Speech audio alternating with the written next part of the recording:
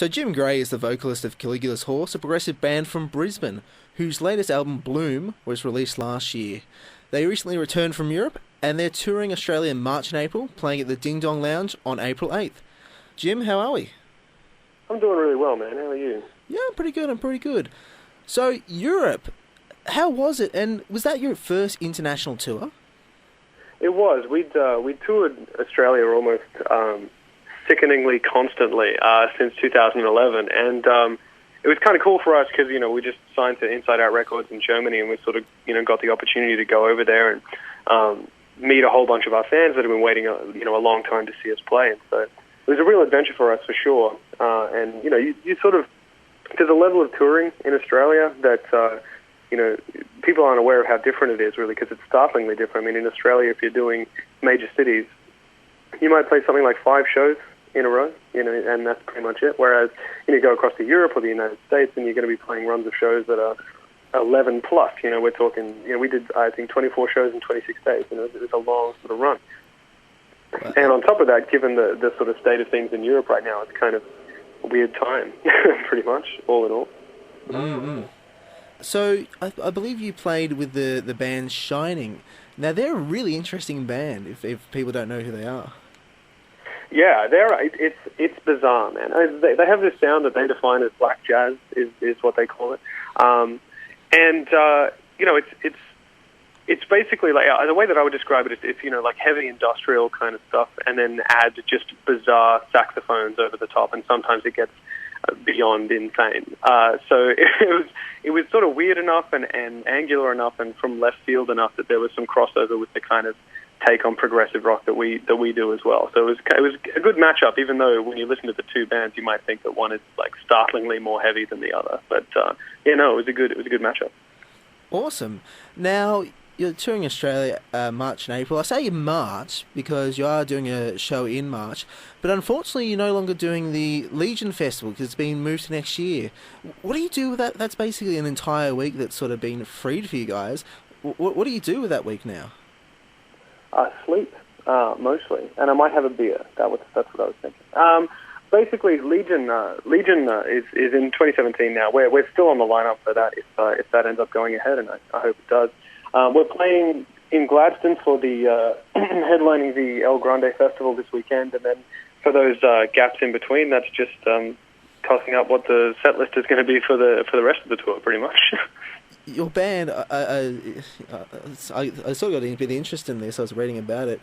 Your band, and I apologise if I pronounce this wrong, it's named after Inkitatus. Nicely done with the hard C. I like that. Yeah, I looked up the pronunciation. So that was Caligula's horse, who he was said to have treated particularly luxuriously, and even, according to sources, planned to appoint to the Senate. Now, what I was interested about is why Caligula's horse and not the name of the actual horse? Because it trips off the tongue quite nicely. And plus, I don't want people calling it Intitatus, it's just not correct pronunciation. But more just because the actual phrase Caligula's horse has become sort of an idiom unto itself, where they're basically meaning a fraud. You know what I mean? Like if there was a horse as a consul, that's not doing a very good job. So that's sort of how we feel, because we're a bunch of nerds playing music and getting up on stage and being all physical and aggressive with the crowd and stuff.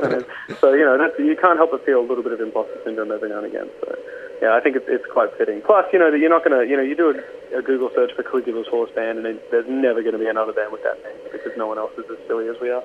That's true, but the fascinating thing about the name Caligula's Horse, you say it's silly, but I don't know, it just has this quality about it that, as you say, kind of flows off the tongue, and it sort of has a memorable quality to it. Oh, I'm glad you think so. I mean, so does Porcupine Tree, and when you think about that, that's a really weird band. Yeah, exactly. Bizarre name. Now, I read that you're into ancient history and that you studied ancient history in a university. Do you have any sort of area in particular of passion? There are. Well, I mean, unsurprisingly, ancient Rome sort of, particularly towards the fall of the Republic, sort of tickles my funny buttons. But of course, classical languages as well. I'm sort of starting out into classical Latin and ancient Greek as well, which is a hoot. Previously, did you know any other languages? Oh, not beyond any sort of cursory, I'm passing through Germany, I should probably learn how to say hello kind of job. Because that's the problem with being on tour in Europe, of course.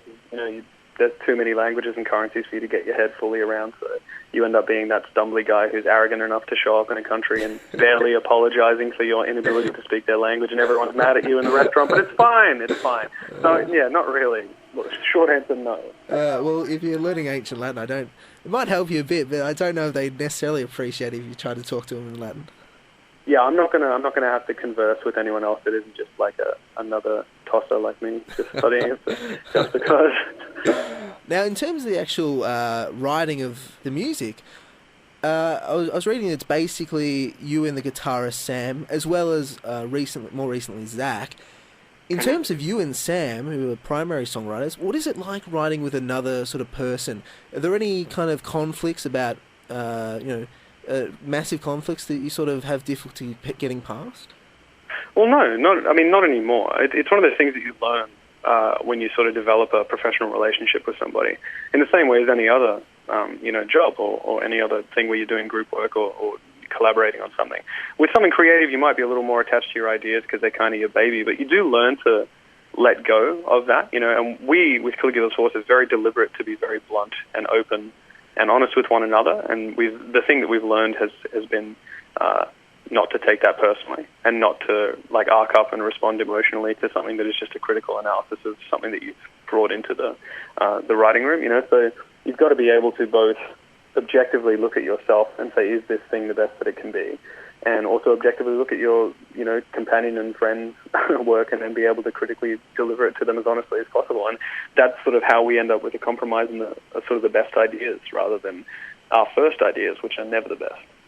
Now, in terms of the writing, sort of more specifically, your band, and I don't want to overstate this, but I feel like it has a particular focus on virtuosity, certainly in a number of songs, which gives it, I feel like a slightly unique sound. Not that other bands don't have intricate compositions or talent. Where does that focus come from? Does that come from Sam? It's sort of both of us. Really for us, the focus in Seahorse is songwriting. I always come with a message, the song, the idea, the concept for a song, it has a message behind it, it has something that's inspired me to write it. And I'd like to convey that message as well as possible. And Sam is able to facilitate that by, writing cohesive pieces of music and things that flow beautifully from one section to the next. And so we aren't into the kind of prog music that is needlessly angular or needlessly complex. If there's complexity in the song or something that takes musical proficiency to perform, for example, it's there for a reason. It's not there for no reason. There's not going to be any extended instrumental passages that are just a show-off session. They're all there to tell the story, and they're all there to sort of move the song along. And so, yeah, that's kind of the approach that we take whenever we're writing that stuff. Actually, that's really true now that I think of it, because while I did feel like, wow, this is sort of, it often has a sense of virtuosity. You're right, it doesn't have a... I don't want to slide any other bands, but there's Between the Buried and Me, one of my friends always had a really difficult time getting into them because he felt that they were always sort of going very, very technical sort of all the time over extended periods of time. And I think you're right about that. The band it does have virtuosic parts, but they're not sort of overextended. And Between the Buried and Me obviously take sort of a big leaf out of the Dream Theater school of progressive rock and progressive metal, and that's the kind of instrumental extended sessions and all these big long virtuosic passages and things like that. And that has its place obviously, and they have a lot of fans. A lot of people really love listening to that music. But as far as we're concerned, we want to focus on writing a song. Now, when it comes to singles generally, and touring specifically in support of one, such as you are on this tour for Turntail from Bloom, how do you go about choosing that? Turntail was an obvious one for us, really. We generally kind of pick our faves out of the album, and there are ones that stand out the minute you write them as this is single-worthy. Usually it's nothing to do with quality, because, of course, if something wasn't quality, it wouldn't make the cut for an album for us, because, we're fully in control of the creative process. It's not anyone else that's telling us what's album worthy or not, so we get to judge whether it is. But out of the ones, songs like Daughter of the Mountain, or on the previous album, River's End, songs like Into the White, they're longer songs. They take a little while. They're a little more drawn out. Of course, they're not going to be a radio single, that kind of thing. But if we've happened to write a piece of music like Turntail or Firelight or even Marigold that have, they're a little bit punchy, there's some strong choruses, that sort of stuff, they're obvious kind of single contenders for us. And Turntail is one of my faves off the album too, so I'm really happy to be touring on it. This is a weird question, but I was interested to hear you say quite a few times in the album. And I know it's like in metal, it's not a big thing, but I feel like in progressive rock and metal, that doesn't happen necessarily that often. But I actually, I thought it was kind of weird. I don't know why I picked it out, but I thought it did help accentuate songs like, A City Has No Empty. Is that kind of why you use it, or is it more sort of lyrically based? Well, City was the first song by Caligula's Horse that I was actually involved in the writing of. That was our first collaboration ever, which is cool that you point that one out. And of course on Bloom, I don't think there's any cursing on River's End at all. On Bloom, the only song that has it is a song called Rust. Really, for me, it's like, I feel like, in my life I swear a lot. I'm just that guy, in front of family and children. It's really bad. But, it's not a good thing. But, when we're writing music, I feel like if you're going to curse, just like anything else, there has to be a reason for doing it. Like, you can't do something for no reason. I can't just throw it in because I want to sound tough. And so I feel like swearing definitely has its place, and in Rust, it's at a point where it's a big statement. It's an angry statement. It's the sort of punctuating line at the end of this thing that's basically saying that, we should give up trying, and it's basically saying, fuck your prayer for rain, pray for rust, it won't save us. And I think that punctuation, plus the word fuck, is really enjoyable to sing in that way, in that kind of, spat kind of punctuated way. But yeah, it's very deliberate. It's not just me being lazy lyrically. I just like the word. That's fair enough. Now, a little bit more sort of outside the musical space, the band posted a Facebook a few days ago about the Patreon project started by Ne Blivascaros. Can you sort of expound your thought process about that? Yeah, I think it's a great idea for them. I'm not sure it's going to be something that's going to be sustainable for a long period of time, but certainly to tide them over while they're touring, given that their fans are very supportive of them, I think it fits them very well. The problem that I have is with the backlash against it, not coming necessarily from fans, but from coming from smaller Australian bands. That actually kind of disgusts me a little bit. It's to the point where I actually got very, very angry that all I'm seeing is bitter jealousy and a lack of self-awareness. Because people are saying comments like, oh, we do it hard. We just jump in a van and just tour. You got to harden up. If your neck's sore, drink more beers. And you go, well, man, that might be all well and good if you're just touring Australia and doing 5 or 6 shows. No problem. You're driving a lot of hours on the road, but yeah, you've only got that number of shows. If you're overseas, traveling across Europe, especially not just the United States but Europe, where you're crossing countries' boundaries every night, you're in a different city every night. You'd be dealing with different currency, different accommodation, different languages every single night. And the safest and, in fact, cheapest thing that you can do is to hire a tour bus. That's not them being, with gross expenditure or anything like that. That's them being reasonable and intelligent and touring the right way. And so there's all these comments that are basically coming not out of knowing what they're talking about and saying that these guys are asking for too much money. It's just out of pure ignorance and also bitter jealousy. And a lot of what I read, the subtext that I read was just, I'm not a fan of Ne Blivascaros. And that's fine. Don't support their project. But there's no reason to go out and publicly, as a musician, in a public forum, flag out other musicians who are trying to reach for something new, something that's going to help them in an industry that is eating itself alive.